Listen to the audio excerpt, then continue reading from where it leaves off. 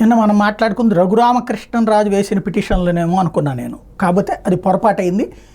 పూర్తి విషయాలకు వచ్చిన తర్వాత చూస్తే జగన్ అక్రమాస్తుల కేసులో ప్రమేయం ఉన్న భారతీయ సిమెంట్ కార్పొరేషన్, జగతి పబ్లికేషన్స్, విజయసాయిరెడ్డికి వ్యతిరేకంగా ఈడీ దాఖలు చేసిన కేసు విచారణ నుంచి జస్టిస్ సంజయ్ కుమార్ తప్పుకున్నారు. ఈ కేసులో షెడ్యూల్డ్ నేరాలు, మనీ లాండరింగ్ కేసుల విచారణ వేర్వేరుగా స్వతంత్రంగా కొనసాగించిన షెడ్యూల్డ్ నేరాల కేసులో తీర్పులు వచ్చే వరకు మనీ లాండరింగ్ కేసులో తీర్పులు వెలువరించకుండా వేచి చూడాలని ఆదేశిస్తూ తెలంగాణ హైకోర్టు 2022 సెప్టెంబర్ 8న ఇచ్చిన తీర్పును సవాల్ చేస్తూ ఈడీ దాఖలు చేసిన పిటిషన్లు బుధవారం జస్టిస్ సంజీవ్ ఖన్నా, జస్టిస్ సంజయ్ కుమార్లతో కూడిన ధర్మాసనం ముందు విచారణకు వచ్చినాయి.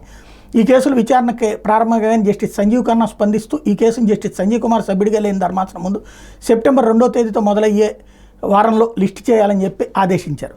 ఎందుకు జడ్జి గారు డ్రాప్ అయ్యారు అన్నటువంటిది ఒక అంశం. రెండవది ఏంటంటే అసలు ఏంటి ఈ కేసు వివరం అంటే, జగన్ మీద కేసులు సిబిఐ పెట్టింది ముందు, అక్రమాస్తులు సంపాదించారు అన్నటువంటిది. అందులో తన సంస్థలో పెట్టినటువంటి పెట్టుబడులు పెట్టిన వాళ్ళే అది అక్రమంగా ఇచ్చారు అన్నట్టు. అయితే అది మేము అక్రమంగా ఇవ్వలేదు, మేము పెట్టుబడిగా పెట్టామని ఆయా సదరు సంస్థలు చెప్పినాయి.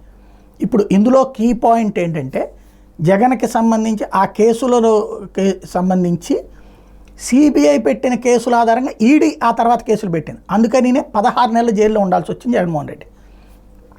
ఇప్పుడు ఆ కేసులకు సంబంధించి వీళ్ళు కోర్టుకు వెళ్ళింది ఏంటంటే, సిబిఐ ఎఫ్ఐఆర్ ఆధారంగా ఈడీ కేసులు, అంటే ఇక్కడ రెండు వేర్వేరుగా విచారణ అన్నారు.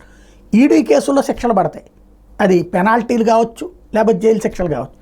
సిబిఐ కేసుల్లో అయితే కనుక కొట్టివేతలు ఎక్కువ ఉంటాయి. ఎందుకయ్యా అంటే ఇక్కడ ఈ కేసుల్లో సాక్ష్యాలు ఏమీ లేవు. వీటిలో పెట్టుబడి పెట్టిన వాడే సాక్షిగా చూపెట్టారు. ఆ పెట్టుబడి పెట్టిన వాడు నా ఇష్టమైననే చెప్తున్నాడు, కాబట్టి అక్కడ ఏం లేదు. అదే కొన్నిటికి లెక్కలు చూపించలేదు అన్నటువంటి దానికి సంబంధించి విదేశాల నుంచి వచ్చిన పెట్టుబడులు సదరు సంస్థలు ఎక్కడికి రావు.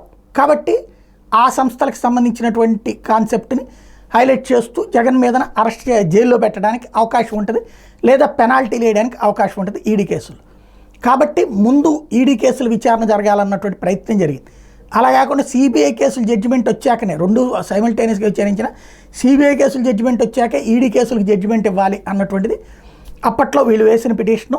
దాని మీద హైకోర్టు అలాగే చేయమని తీర్పు ఇచ్చింది. అది ఇప్పుడు జగన్ పవర్లోంచి దిగటం, ఇంకో పక్కన జగన్కి వ్యతిరేకంగా సిస్టమ్ రెడీ అవుతున్నది. కాబట్టి జగన్ కేసులు వేటికై విడివిడిగానే విచారించాలి, ఈడీ కేసులు ముందు తీర్పు ఇవ్వడంలో తప్పేం లేదన్నటువంటి కోణంలో ఈడీ ఇప్పుడు పిటిషన్ వేసింది.